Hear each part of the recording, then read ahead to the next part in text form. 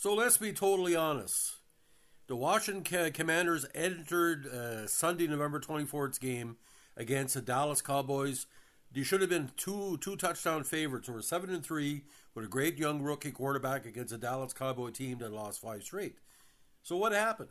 Well, the Commanders didn't show up, and some kind of miracle comeback at the end they were hoping for didn't play out because the football gods told Washington to go fuck themselves today.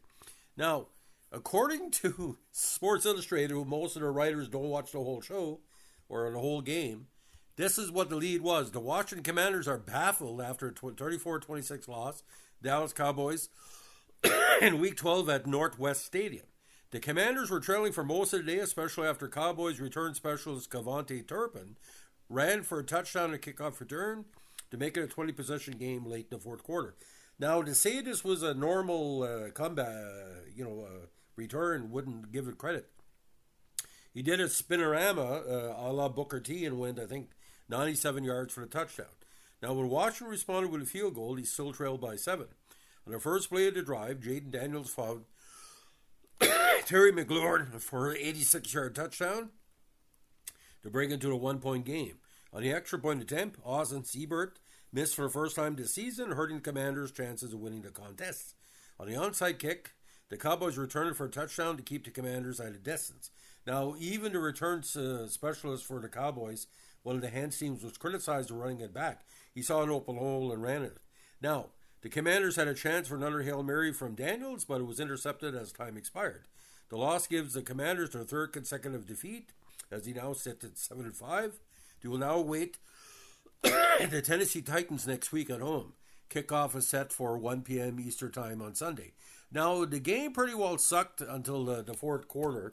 And ironically, in Canada, ladies and gentlemen, the game went so long with all the machinations at the end, most of the major CTV networks and TSN were covering the Dallas game, left the contest before the game was done, before the last attempt at a Hail Mary, which I think has more to say with how TSN doesn't really want to bother with Dallas anymore because he lost the 4 straight games.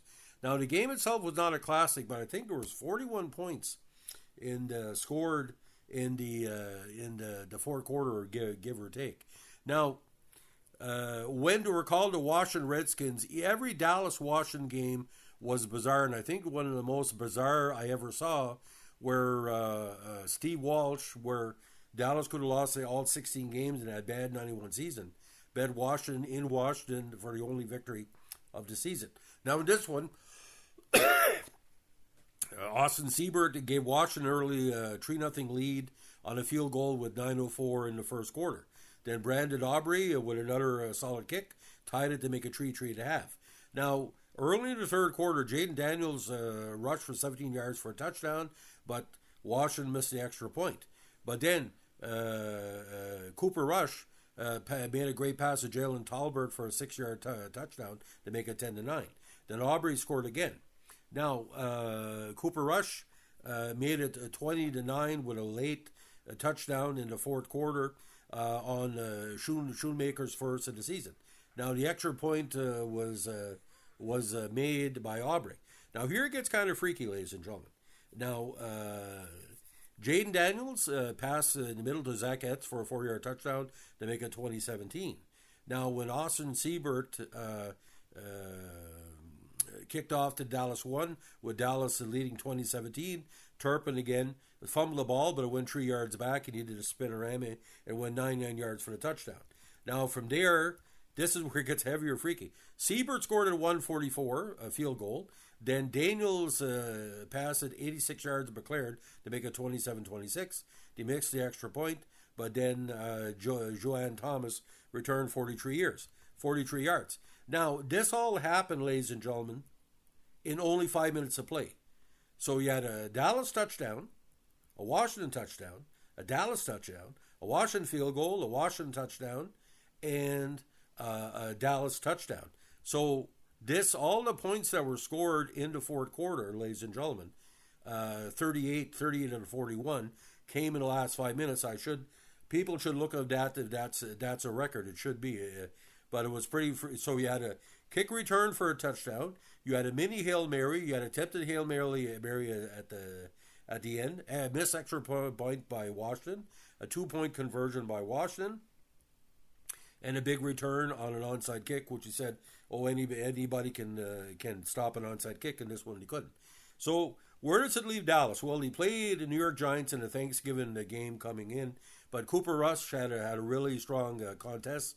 You know, he's a veteran player, and he's going to help Dallas pretty good. Now, Cooper Rush, probably his best statistical day as a Dallas Cowboy, 24 for 32 with 2 touchdowns, 247 yards. But Daniels, mostly mop up in the fourth quarter. I think he only had 12 completions midway in the fourth quarter, ended up 25 to 38.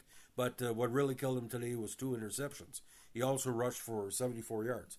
Now for Dallas, Rick Dowdle took most of the reps with 19 rushes for 86 yards, and of course CeeDee Lamb had 10 catches for 67 yards.